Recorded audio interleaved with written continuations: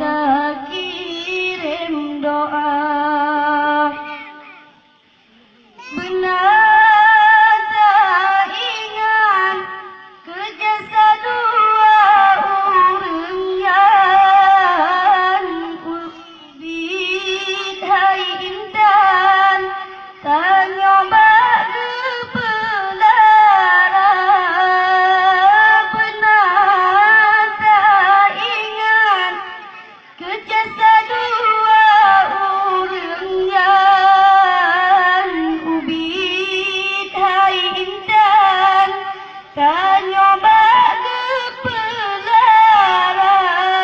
Mulai lam kandung hai rakan raksi thon timang nyawang tarohan di pembaong lahe gatan. Nyawang di pembaong lahe gatan.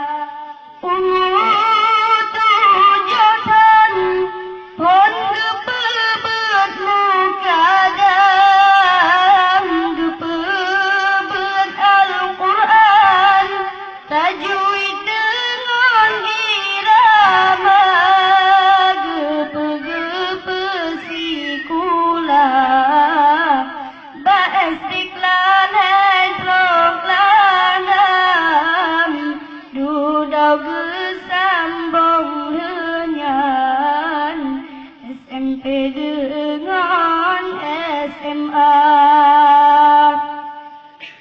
Gepe kuliah umat fakultas manyang jurusan bidang kanto guru sekolah. Kadang-kadang di ayah metuah merukuk pitan yang menjajan hantong gepegahana. Kadang-kadang di ayah metua rukuk gemeutang yang menjajan hantong gepegahana.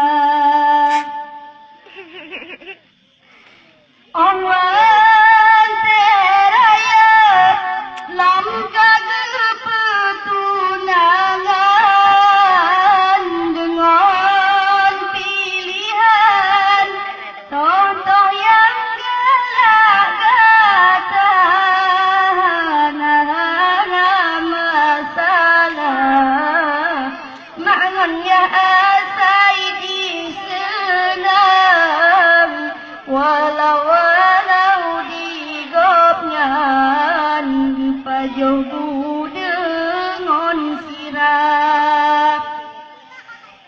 Kadang carong singong kana jabatan belage kacang hai anak kulit dilupa benin urang si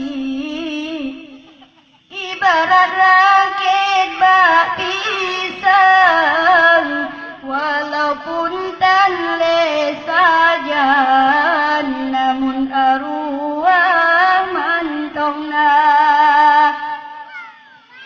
lam siton sigo ziarah batu bugobnyan oban rongkenan dapre ite baca doa tanda-tanda berbakti anak yang nama iman geta-getanya senang tahu dek atur ruang donya kan tanda berbakti, anak yang beriman, semoga gomnyan begitu asal syurga. Assalamualaikum warahmatullahi wabarakatuh. Waalaikumsalam.